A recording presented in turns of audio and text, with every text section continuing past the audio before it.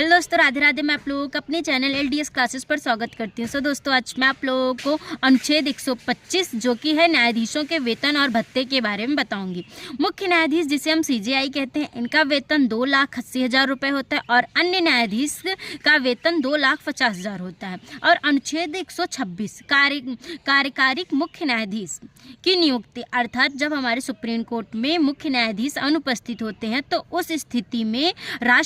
जो हमारे 33 जज होते हैं वह राष्ट्रपति की सलाह पर जो सीनियर जज होते हैं उन्हें मुख्य न्यायाधीश के पद पर कार्यरत रहते हैं। और जब हमारे मुख्य न्यायाधीश उपस्थित हो जाते हैं तो जो हमारे अस्थायी मुख्य न्यायाधीश बने होते हैं वह अपने पद से इस्तीफा देते हैं। दोस्तों, अनुच्छेद 127 एड होम जज यथार्थ न्यायाधीश, अर्थात यह वह स्थिति होती है जब सुप्रीम कोर्ट में जजों की संख्या में कमी होती है तो जो हमारे मुख्य न्यायाधीश होते हैं वह राष्ट्रपति से सिफारिश करते हैं और राष्ट्रपति जो हमारे 25 हाई कोर्ट हैं उनमें से जो हमारे जज होते हैं उन जजों को सुप्रीम कोर्ट में जज के रूप में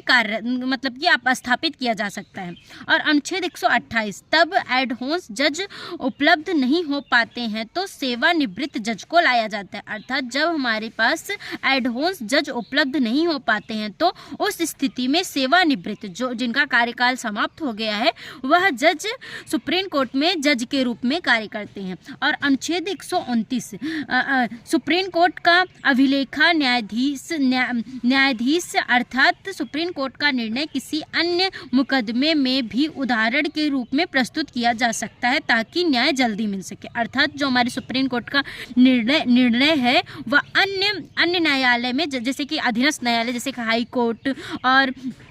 जनपद न्यायालय यहाँ पर वह उदाहरण के रूप में प्रस्तुत किया जाता है सुप्रीम कोर्ट के जो निर्णय होते हैं ताकि न्याय जल्द से जल्द मिल सके। अनुच्छेद 130 सुप्रीम कोर्ट का स्थान दिल्ली में है किंतु मुख्य न्यायाधीश के कहने पर राष्ट्रपति इसका खंडपीठ किसी अन्य राज्य में खोल सकता है, अर्थात जो हमारा सुप्रीम कोर्ट है वह दिल्ली में स्थित है और जैसे कि मुख्य न्यायाधीश के कहने पर राष्ट्रपति उसकी खंडपीठ अन्य शहर में खोल सकते हैं। अनुच्छेद 131 सुप्रीम कोर्ट की प्रारंभिक या मूल अधिकारता, इसके अंतर्गत वैसे मामले को रखते हैं जो केवल सुप्रीम कोर्ट में ही सुलझाए जा सकते हैं। इसमें 3 प्रकार के मुकदमे आते हैं, जैसे कि केंद्र और राज्य के बीच विवाद, दूसरा है राज्य के बीच विवाद, अर्थात जब 2 राज्यों के बीच विवाद होता है तो वह उस स्थिति में उसे सुप्रीम कोर्ट में उस मुकदमे को सुलझाया जाता है। और तीसरे प्रकार की है एक और केंद्र और उसके साथ कुछ राज्य, दूसरी ओर कुछ राज्य, अर्थात एक तरफ केंद्र और उसके साथ कुछ राज्य मिलकर और दूसरे तरफ कुछ राज्य मिलकर जब इन दोनों के बीच में कोई मुकदमा होता है तो वह मुकदमा सीधे सुप्रीम कोर्ट में सुलझाया जाता है। दोस्तों, धन्यवाद। कैसे लगी वीडियो कमेंट सेक्शन में जरूर बताएं।